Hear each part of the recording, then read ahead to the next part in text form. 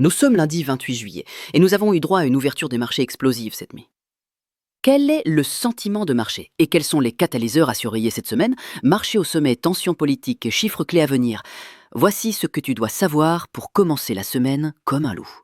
Si tu veux trader dans la bonne direction et ne pas enchaîner les SL, accorde-moi 90 secondes de ta vie.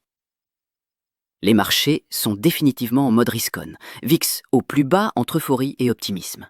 Le S&P 500 a aligné la semaine dernière 5 séances de record d'affilée. Le Nasdaq, lui, a encore fait un nouvel ATH cette nuit. Pourquoi ce rallye? Accord commercial avec le Japon, optimisme sur l'Europe, résultats d'entreprises explosifs.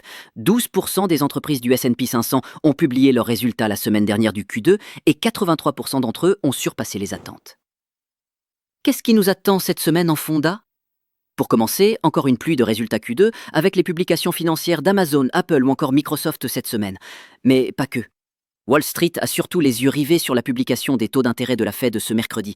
Va-t-elle garder ses taux actuels à 4,50%? Le Fed Watch Tool du CME estime 96,9% un maintien des taux actuels, mais 64% des traders misent sur une baisse d'ici septembre. Tu l'auras compris, cette réunion de mercredi est décisive et garde toujours en tête que Trump met toujours une énorme pression à Powell pour une baisse imminente. Alors que faire? Eh bien, attendre la publication des taux mercredi à 20h et scruter les mots de Jérôme Powell lors de sa conférence de presse mercredi à 20h30. Et tu l'as vu passer? Trump a attaqué Powell en direct à la télé à propos du coût des rénovations des bureaux de la Fed, pas sur trousse sociale cette fois, et le marché adore le spectacle. Ensuite, que se passe-t-il encore? Eh bien, jeudi, on l'y sera. C'est la deadline du 1er août pour les tarifs douaniers.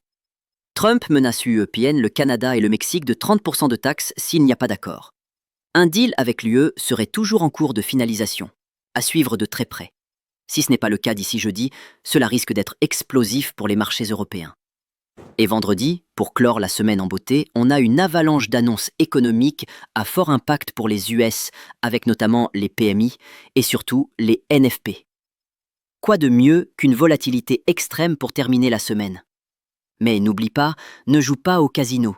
Tu attends la publication des annonces, tu observes, tu analyses les résultats et la réaction du marché, et tu rentres après la tempête pour capitaliser. Tu veux les infos sans le blabla? Des analyses concrètes, 100% orientées trading et investissement? Alors fais-moi plaisir, lâche un like et abonne-toi. C'était Jordan Belfort et iFinance Mentor, pas de bullshit. Juste de la valeur financière 100% offerte.